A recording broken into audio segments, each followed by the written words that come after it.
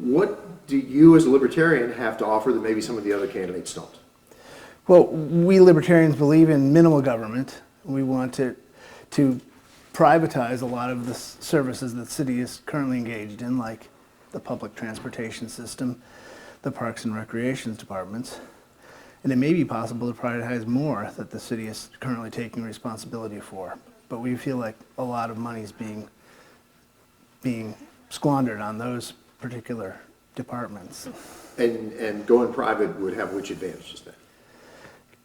It would no longer be the taxpayers that were paying for it. It would be the utilizers of those services that would be paying for them. That's the way the free market generally works. So these would be, in city government speak, what they call enterprise accounts, like solid waste and water, where they're expected to pay their own way?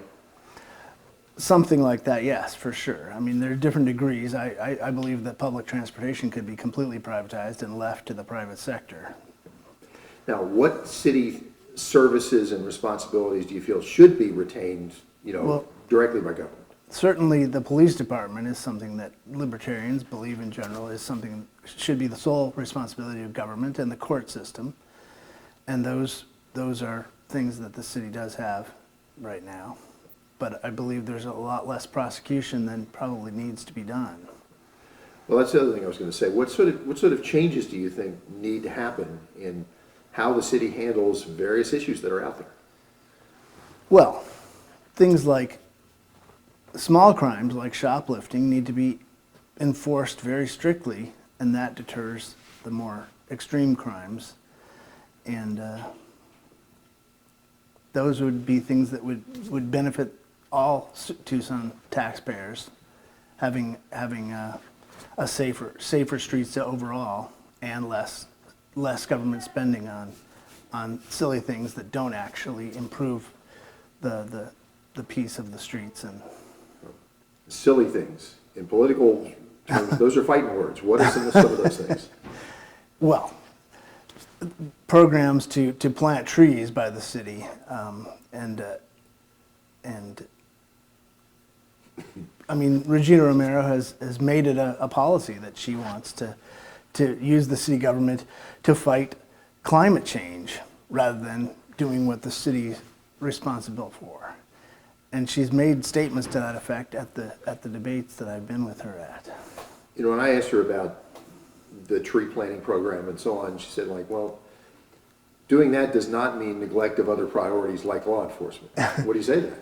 I say money is fungible. You're just taking money that could be left in the hands of the taxpayers and using it for something the city shouldn't be doing at all.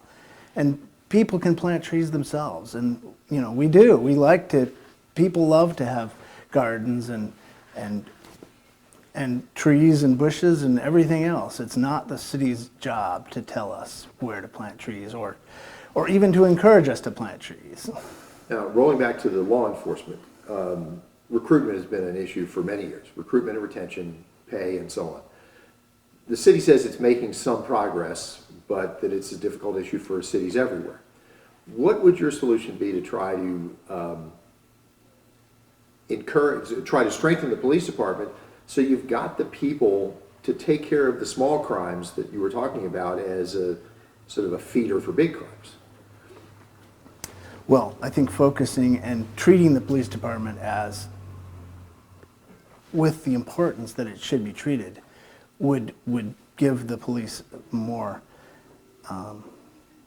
leeway, more realization that they are an important part of city government. They are the crucial part of city government rather than just another peripheral part of a bunch of different programs. Where do you think the city's fallen short there in that way, or how have they fallen short?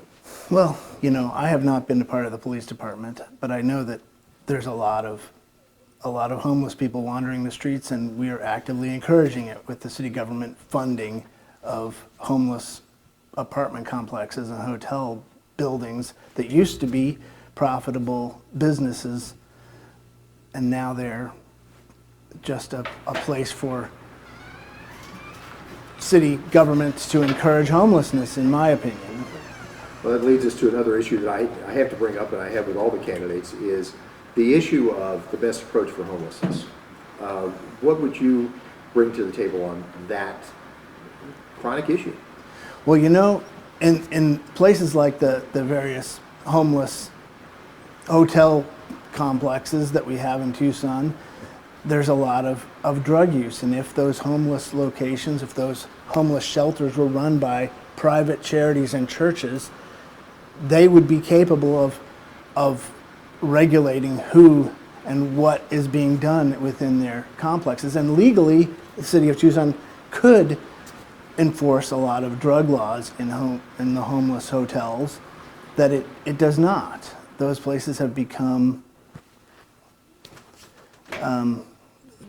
not very nice places to visit for sure because of drug use and crime and things like that.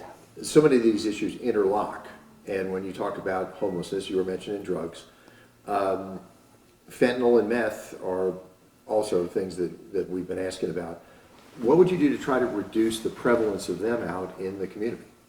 Well, that's one thing the Libertarian Party has always been very strict on, is that people have the right to use drugs if they're only impacting themselves. Even if they're destructive, even if they're toxic, people have liberty, the right to make their own decisions. And no matter whether we approve of it or not, and society in general can disapprove of things and think that they're terrible and know that they're terrible without explicitly saying, okay, because that is terrible, or because I disagree with that in the extreme, and still say, but it's still legal for you to make that choice. So are you effectively saying, if you have the right to be self-destructive, but it better be limited to yourself? That is exactly right. That's exactly right. And if those things were legalized, there would be regular businesses and there would be regulation and people being prosecuted for contamination of their fentanyl with other drugs and things like that. As it is now, we can only prosecute people for possession and for manufacturing, whereas we would be prosecuting people for fraud in those cases if it were legalized. Now, migration, also an issue. Now, local governments say it's a federal issue. Federal is not doing a good job of helping us manage the migrants who pass through here, so it's fallen to local government. What's your take on how best to handle that? Well, I believe that it's appropriate for local businesses not to hire illegal aliens who are residing here in Tucson. We do have to leave it to the federal government to enforce those things. It can't be Tucson's job to go rounding up illegal aliens who have decided to make Tucson their homeless shelter. But it's definitely a problem that needs to be addressed in some way. And businesses be discouraged from helping those people and for encouraging them. The consistent stand we've heard at city level and at county level is they say, well, if they don't maintain these shelters, and they say, well, we're maintaining them strictly with federal money. If we don't maintain the shelters, there's just going to be street releases. And that the folks in the shelters aren't long-term, they move on to sponsor families and so on. This is the consistent claim we've been told. And they say, well, if the shelter system does not exist, then you have street releases by the hundreds per day. What do you think of that argument? Well, I think street releases ultimately would have to happen, but they could be done carefully and slowly over time, and with private charities definitely helping out and trying to get jobs for people who are eligible, and encouraging people who are not legally here in the United States to head south or back to their home countries if it happens to be somewhere else.